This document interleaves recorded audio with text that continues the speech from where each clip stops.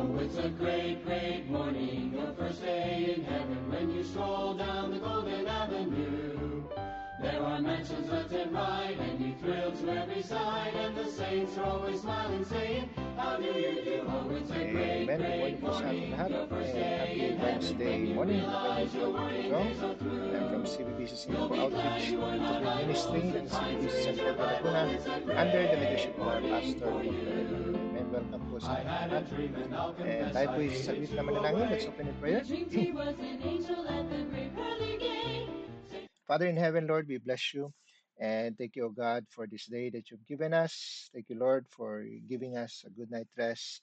Thank you for this brand new day. Thank you, Lord God, for giving us thank you for giving us a brand new opportunity for us to experience your goodness and grace throughout the day. And Lord, before we start with our everyday task, thank you for giving us an opportunity to sit down and listen to your word. I pray, Lord God, that you would speak to us through the message this morning and empower your servant, O Lord God, and bless your people, O Lord God, that will be joining in. All for your honor and for your glory. In Jesus' name we pray. Amen and amen. All right.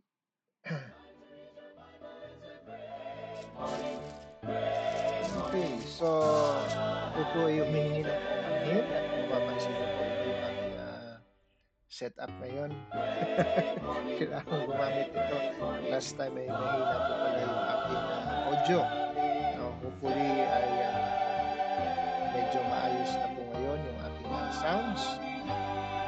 Okay, tayo po'y dumako po sa ating message. Judges po tayo, Judges. The book of Judges, chapter 6. Judges, chapter 6.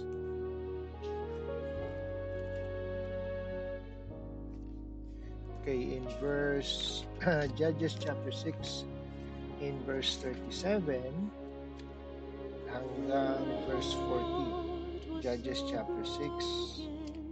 That I could not pray when love wasn't easy to see. Okay, verse 37 hanggang 40. Okay. So, basahin ko lang po at sundan niyo po sa inyong mga mata. Okay.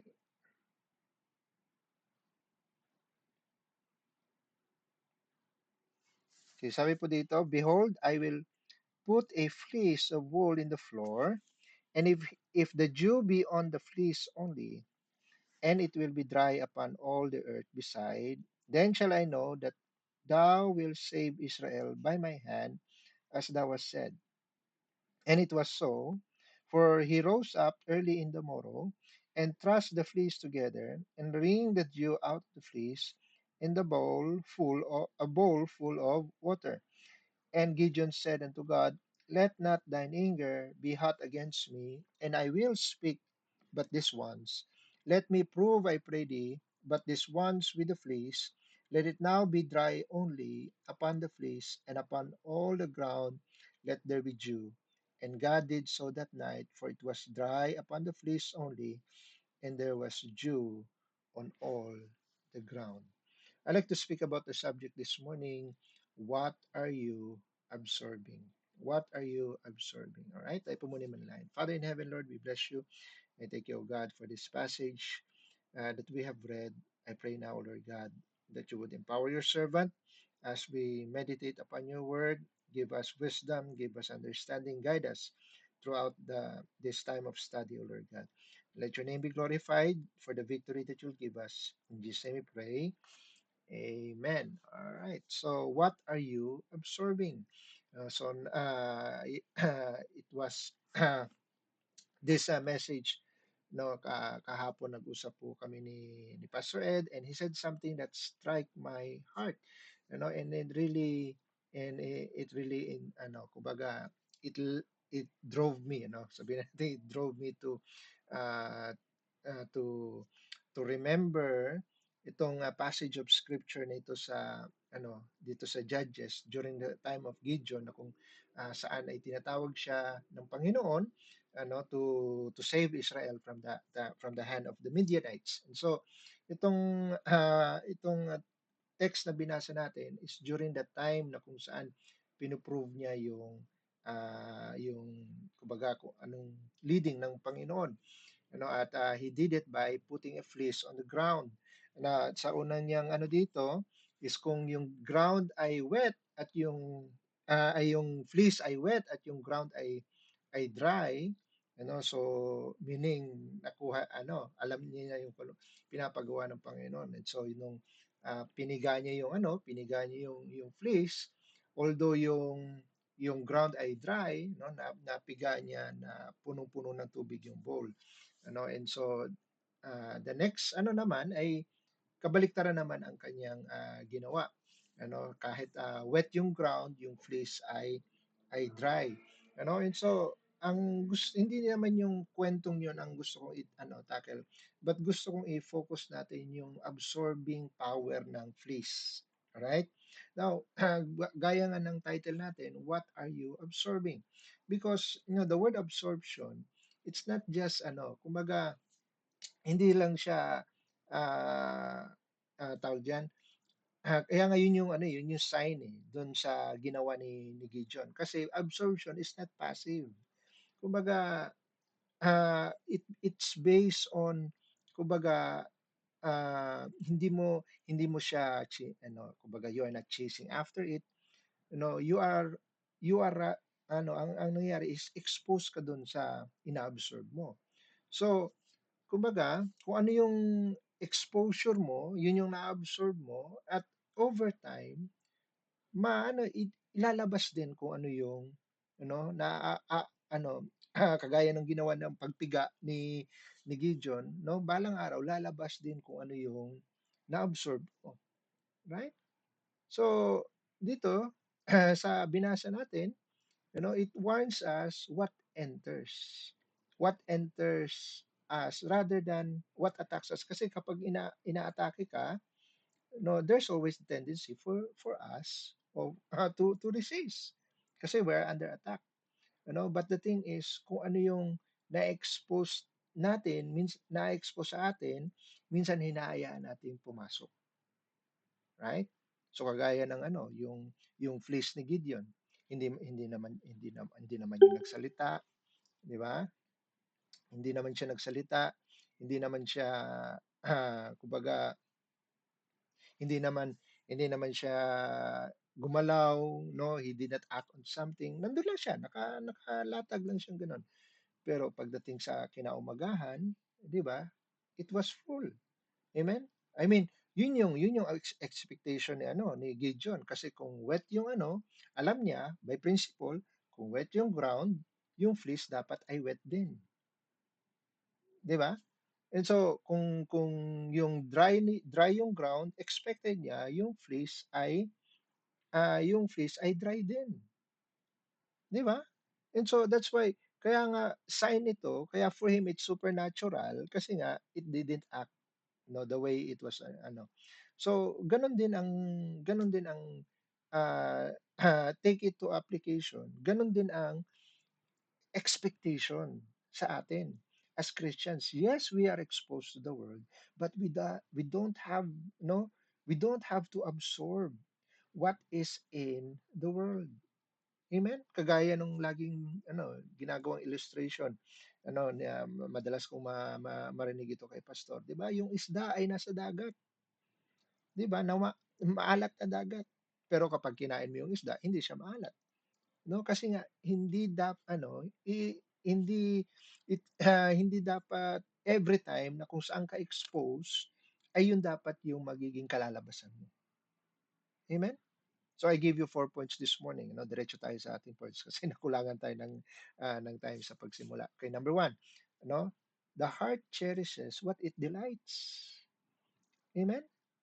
So the heart cherishes what it delights, yung puso para siyang sponge. Amen? At yung desire mo ang nagde-determine kung ano yung ina-absorb mo. Amen? Kung anong desire mo, yun yung para bang yun yung ini-sponge mo, ina-absorb mo. Amen? Gaya ng sinabi ko kanina, ang tendency ng mga tao, kapag ayaw nila sa isang bagay, hindi nila i-absorb, 'di ba? Pero kapag alam mo 'yun, hinayaan nila, hinayaan ng mga tao, inallow nila yung exposure na 'yun, like halimbawa, entertainment, yung conversation, mga mga ideas, amen, hinayaan mong mag-settle 'yan. Why? Because na-enjoy mo, eh, kaya ka na-expose dun, amen? And so nagde-delight ka, 'no? So, na para bang yun yung ano, yun yung yun yung parang moisture, amen, dun sa fleece, amen, yung iyong mga delights. Amen, that's why you have to always be ano, diligent, amen? Always be sober, be vigilant, no? Be diligent, sabi nga ng Proverbs chapter 4. Keep thy heart, no? Sabi Proverbs chapter 4 in verse 23, sabi dito, keep thy heart with all diligence, for out of it are the issues of life. Amen? So kailangan gwardiyahan yung puso. Why? Kasi yung puso, ano, ay kumbaga, ah, yun yung yun yung nag-absorb ng delight. Amen? And so, kailangan gwardiyahan natin yung delight bago i-absorb ng puso. Look at Psalm chapter 1. Ano yung mga delight natin dapat? Sabi nga na Psalm chapter 1, amen? Yung ating devotion last Monday. Sabi ng Psalm chapter 1 in verse 2, but his delight is in the law of the Lord, and in his law that he meditate day and night. And he shall like be a tree planted by the rivers of water that bringeth forth his fruit in season. His leaf also shall not wither, and whatsoever he doeth shall prosper. Amen? So, kung ano yung delight mo, yun yung magiging direction mo. Amen? Towards being fruitful. Amen? Towards being prosperous. Amen? Sa prosperous in a sense of in spiritual prosperity. Amen? Hindi material prosperity, ano? Kung ano yung delight, no? Delight na inaalaw mo sa puso mo, yun yung magiging direction ng spiritual life mo. Amen? Kaya nga, kaya nga ang tanong, ano yung tinitreasure mo? Kasi ang principle ng Panginoon sa Matthew chapter 6, amen? Matthew chapter 6, red letter po 'yan, no? Matthew chapter 6 in verse 21, sabi po dito, for where your treasure is, there will your heart be also. Amen? Principle ng Panginoon 'yan. Kung nasaan yung treasure mo, kung nasaan yung delight mo, yun yung habulin ng puso mo. Amen? Yeah, to illustrate, may dalawang tao. Nakakapakinig sila ng same music, same joke, same opinions kasi nasa loob sila ng same environment, 'di ba? Pero yung isa, bina-brush off niya. Pero yung isa naman, ay minamarathon niya kung ano yung exposure niya. So, same exposure pero different yung kanilang absorption. Amen? So, nasa ano yan? Nasa puso. The heart, number one, the heart cherishes what it delights. Amen? So, kung ano yung, kung ano yung dinidelight ng puso mo, dapat nating gwardiyahan. Number two, the mind naman cultivates patterns before our convictions. Amen? The mind cultivates patterns before convictions. Amen? So, ibig sabihin, the way yung thinking natin, yung mindset natin, it's being shaped before tayo makapag-formulate ng beliefs, before tayo makapag-formulate ng mga convictions. Amen? So, ibig sabihin nako-cultivate sa mind. So, ibig sabihin, the more na nire-repeat natin ang isang bagay, di ba? Kasi nga, repetition, yung tinitrain niya yung ating retention. Di ba? Kung ano yung paulit-ulit na ano natin. So, kumbaga, eventually, dahil paulit-ulit, nare-retain sa mind. Amen? At kapag nare-retain na yan sa mind, no? So yun na yung parang nabubuo nating beliefs, nabubuo nating ideas, nabubuo nating convictions. The more na familiarize yung mind natin, amen? The tendency na yun yung magiging, yun yung makukultivate natin na idea. Amen? Kasi the more ka na familiar, the less kang magre-resist. No? Kasi sanay ka na eh. Di ba? So, what I'm trying to say is, ano yung, saan ka, ano yung paulit-ulit na ginagawa mong, hinahayaan mong mag-enter, na ini-entertain mo sa utak mo, sa isip mo, ano? Yan ba ay kamunduhan, mga ideas, mga plano, no? Mga suspicions, 'di ba? Na mga envies, mga covetousness, amen? Na kumbaga ah, eh, yung mga yung mga ideas na medyo positive, mga ideas na medyo friendly, yun ay nire-resist mo kasi nga hindi yun yung repeated na repeated, repeated na ideas na ini-entertain mo, no? Gaya ng kung saang anong mga topics ang lagi mong lagi kang expose, 'di ba? Kapag ikaw ay political, no, na expose ka palagi sa mga politics, kung ano nangyayari kay Bongbong, no, kay Duterte, lalabas 'yan. Amen? 'Yun yung magko-cultivate sa isip mo.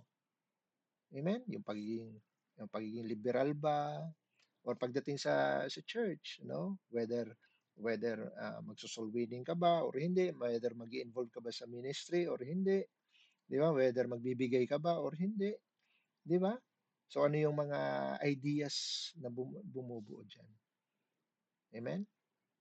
Kapag ikaw ay masyado kang expose sa mga YouTube channels at mga Facebook pages na sa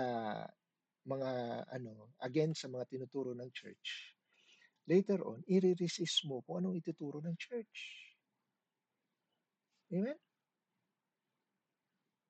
Kasi you are cultivating your mind sa mga ideas. Amen? And so dahil na-cultivate yung mga ideas, later on, yun yung magiging conviction. At kapag yung conviction mo, mga beliefs mo ay against the church, pagdating sa then you will go against it. Romans chapter 12 in verse 2. Di ba? Be not conformed to this world, but be ye renewed by be ye transformed by the renewing of your mind. Amen? Na na kumbaga, na-conform ka dun sa mga ideas na expose ka, no? Kapag yung mind natin ay punong-puno ng vanity. Look at Ephesians chapter 4. Ephesians chapter 4 in verse 17. Sabi dito, Ephesians 4 in verse 17, this I say therefore, and testify in the Lord, that henceforth walk not as other Gentiles walk, in the vanity of their mind, having the understanding darkened, being alienated from the life of God through the ignorance that is in them, because of the blindness of their heart. Amen? No? So, bago yung understanding madarken, kagaya na sinasabi ng verse 18, yung mind muna naging vain. Amen? Kaya nga we have to sabi nga ni Paul sa 2 Corinthians chapter 10, dapat i-captivate natin. Amen? Sabi ng 2 Corinthians chapter 10 in verse 5, sabi dito, casting down imaginations and every high thing that exalted itself against the knowledge of God, and bringing into what? Into captivity every thought to the obedience of Christ. Amen? So, ibig sabihin, yung mga thoughts natin, pwede siyang i-hold captive. Amen? Pwede mo siyang kontrolin. Amen? Pwede mo i-train. No, wag mong hayaan na, you know, para bang kagaya ng isang pader, 'di ba? Pag na yung pader na nakita mo merong mga tawag diyan, may mga mancha, ano, yung wall mo na puti ay may mga patches of brown. Anong ibig sabihin niyan? Sa loob niyan merong leak, 'di ba? Merong tumatagas, 'di ba? So, pag hinawakan mo, medyo moist yung wall. Amen? So, pag hinayaan mo yan, di ba? Ano kumbaga, pakalat-kalat yung patches na yan. Amen? At pag hinayaan mo yung mga patches na yan, eventually, it will fall down. Amen? Hindi yung yung mga patches ang sumisira, no? Pero yung patuloy na absorption, yung patuloy na saturation, eventually that wall will break down. Amen?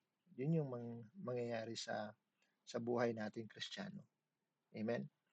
So, it now runs, yung mind. So, kung ano yung na-cherish sa heart, kung ano yung na-cultivate sa mind, amen? Number three, then the life confirms what it has absorbed. Amen? So, progressive yan. Amen? Sa puso, na-cherish, sa mind na cultivate, and then life, number three, the life confirms what it has absorbed. Amen? Kasi, gaya nga sinabi ko kanina, bago, kapag may leak, ibig sabihin, kapag may patches, ibig sabihin, merong nag-leak niyan sa loob. Amen? Ibig sabihin, it will reveal itself kung ano yung na-absorb natin. Eventually, it will reveal itself. Amen? Gaya ng speech. Amen? Out of the abundance of the heart, the mouth speaketh. No? Sabi ng Luke chapter 6. Kung ano yung maging attitude natin, it reveals kung ano yung ini-intake natin. Amen? Kung ano yung ina-absorb natin, it just reveals kung ano yung nagiging choices natin. Amen? Ano sabi ng Hosea? Hosea chapter 8. Hosea chapter 8.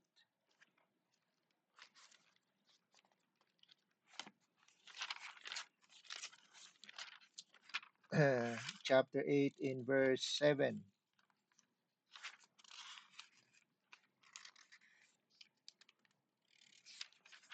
Sabi dito sa verse Hosea chapter 8 in verse 7, sabi niyan, for they have sown the wind, and they shall reap the whirlwind. It has no stalk, the bud shall yield no meal. If so it be yield, the stranger shall swallow it up. Diba? For they have sown the wind, and they shall reap the whirlwind. Amen? Sabi nga ng Galatians, kung ano yung itinanim, yun din yung aanihin. Whatever thou sow, that also ye shall reap. Amen? No, sabi ng Galatians chapter 6. So, kung nag-sow ka ng corruption, you will reap corruption. Amen? So, it talks about direction. Yung direction. Kung ano nagdo-dominate sa puso mo, sa isip mo, eventually, it will be confirmed. What you have absorbed. Amen? So, number one, the heart cherishes what it delights. Number two, the mind cultivates patterns before convictions. And number three, the life confirms what it has absorbed. And number four, the last, the Lord calls for controlled exposure. Amen. The Lord calls for us to control exposure. Amen. So yun yung ang ano ngayon ng Panginoon sa sinasabi ng kanyang salita, no, na kontrolin natin, no, yung exposure natin. Yun yung tinatawag na separation. Amen? For us to be protected. Amen? Hindi yung parang feeling ka you separate yourself para maging holier than thou or superior sa ibang tao. No, no, no, no. It's for our protection. Amen? Hindi ibig sabihin na na we separate from the world, because we are condemning the world. ano, ang condemnation sa Panginoon po 'yan. Pero tayo, it's for our protection. Kasi nga nalaman natin na yung puso natin at yung isip natin ay madaling mag-absorb ng mga bagay na na-expose tayo. Amen? Dapat kontrolin natin. Amen? Yung ating exposure. No? Kasi nga, kung hindi ka expose, paano ka makaka-absorb? Amen? Kaya nga, mag-set tayo ng boundaries. Amen? Ng mga bagay na nagsasaturate sa atin. Kailangan maging selective tayo. Kasi apektado diyan yung natin, spiritual health. Amen? Kailangan, kailangan maging picky tayo sa mga ideas, sa mga ideas na inaano natin, ine-entertain natin, sa mga plano na kine-create natin, sa mga opinions na pinapakinggan natin. Amen? Kailangan maging selective tayo. Hindi tayo kung ano yung kaya nga itong social media very random. Amen? At ako nga ako'y nalulungkot. Kaya nga minsan ako'y nade-discourage. Parang ayaw ko ng kung hindi lang talaga sa Facebook page, parang nawawala na ako ng gana sa Facebook eh. Kasi ano, yeah, the very reason na kung sa totoo lang po, the very reason kaya lang po ako nagfe-Facebook ngayon is because of our Facebook page. Amen? Yung Facebook page ng outreach. But me personally, ako'y kaya kung mapapansin niyo po, bawas na yung aking presence sa sa tawag dito sa Facebook. Amen? Kung bubuksan yung Facebook ko, halos lahat patungkol na lang sa sa outreach. Amen? Very seldom na lang. Like everyday na ibababad mo yung yung sarili ko sa Facebook. It's not getting healthy. Amen? Kaya kailangan maging deliberate tayo sa ating separation. Amen? Sabi nga ng 2 Corinthians chapter 6, 2 Corinthians chapter 6, 2 Corinthians 6, wherefore, in verse 17, chapter 6, in verse 17, wherefore come out from among them and be ye separate, saith the Lord. Amen? So the Lord is calling us. Amen? For us for yung exposure natin, dapat separated tayo. Amen? Be separate, saith the Lord. You must guard your heart, guard your eyes. Amen? Sabi ng Psalm 101, Psalm 101 in verse 3, I will set no wicked thing before mine eyes. I hate the work of them that turn aside. It shall not cleave to me. Amen? Kasi nga sabi nga ng Bible, my heart affected my eyes. Amen? My eyes affected my heart. Baliktad pala. No? My eyes affected my heart. Kaya kailangan bantayan natin kung ano yung ine-expose natin sa ating mga mata. Ano yung pinapanood natin, ano yung ini-scroll natin, di ba? Ano yung minamarathon natin. Amen? Kasi nga, yung influence. Amen? Dapat bantayan natin. Oh, papanood mo yung mga pelikula ngayon. Wala nang mga tawag nito. Karamihan na ng mga bagong palabas ngayon, mga TV shows, mga movies, they are all saturated with agendas. No? Kasi nga ang gusto nila maka-influence. No? Pero laging mayroong mga agendas ng LGBT, ng politics, and all those sorts, para para i-influence ka. Amen? At yung influence mo, laging nakabase kung gaano ka ka-close sa isang bagay. No? Kung gaano mo nilalapit ang sarili mo. Kaya nga sabi ng Proverbs 13 verse 20, He that walketh with wise men shall be wise, but a companion of fools shall be destroyed. Companion, ibig sabihin malapit. Kung malapit ka sa mga fools, you shall be destroyed. But if you walk, with wise men, you shall be wise. No? So, saan ka close?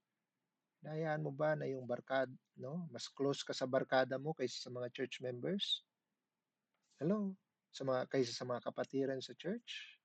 Mas marami kang time sa mga worldly friends? Abay, yun yung mag-influence sa'yo. Doon, eventually, dahil sa ka-intake mo ng mga against sa Christianity, against sa convictions ng Bible, and therefore, later on, kapag nakapakinig tayo ng mga preaching, resistant tayo. Kasi exposed tayo sa mga bagay, you know, na against sa church. Amen? Para bang sponge. Amen? Kapag malinis na tubig yung inaabsorb, mananatili siyang malinis. Pero kapag ilagay mo yan sa kanal, di ba? Yun din yung i-absorb niya. Yung sponge, no? Hindi niya pinipili kung ano yung inaabsorb niya. Amen? Pero yung location niya ang magde-determine kung ano yung i-absorb niya. So, saan ka close? Saan yung proximity mo ngayon? Amen? Kaya ang Panginoon be separate, come out from among them. Sabi ng verse. Amen? So number one, the heart cherishes what it delights. The mind cultivates patterns before it before your convictions. Amen. And number three, life confirms what it has absorbed. And number four, the Lord for calls us for controlled exposure. Amen. Yeah. I'll close with this verse. Colossians chapter 3. Colossians chapter 3 in verse 16. Sabi yan, let the word of Christ dwell in you richly in all wisdom, teaching and admonishing one another in psalms and hymns and spiritual songs, singing with grace where? In your hearts to the Lord. Amen. Thy word have I hid in my heart that I may not sin against thee. Saturate mo yung puso mo ng salita ng Diyos. Saturate mo yung puso mo ng presensya ng Diyos. Amen? Yun yung dapat i-absorb natin. Yung prinsipyo ng Biblia, amen? Yung presensya ng Diyos, amen? Yung holiness ng Panginoon. Amen? Because eventually you will absorb something. Ang question lang is kung ano, amen? Kung ano yung hinahayaan mo. May paa tayo. Amen? Kung saan yung at yung puso at isip natin may paa rin. Amen? Kung saan ka dinadala ng puso at isipan mo. Amen? Yun yung maging exposure mo. Kung saan ka dadali ng mga paa mo, yun yung maging environment mo. Di ba? So dapat mamili tayo. Kontrolin natin yung ating exposure. Amen? Para ma-determine natin yung ating na-absorb. Father in heaven, Lord, we bless you. We thank you for the message this morning. Thank you, Lord God, for guiding us. And we pray, Lord God, that we improve in our in our exposure, in our environment, so that we can control what we absorb. Thank you, Lord God, for your word. Thank you for the wisdom. We give you back the glory. In Jesus' name we pray. Amen and amen. Alright, I hope naging blessing po ang message natin ngayong umaga.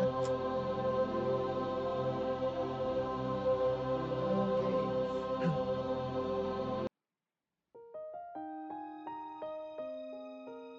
Batiin natin ang ating mga kasama. Okay, si Mama Maris. Hello, Ma'am. Ayun buntag.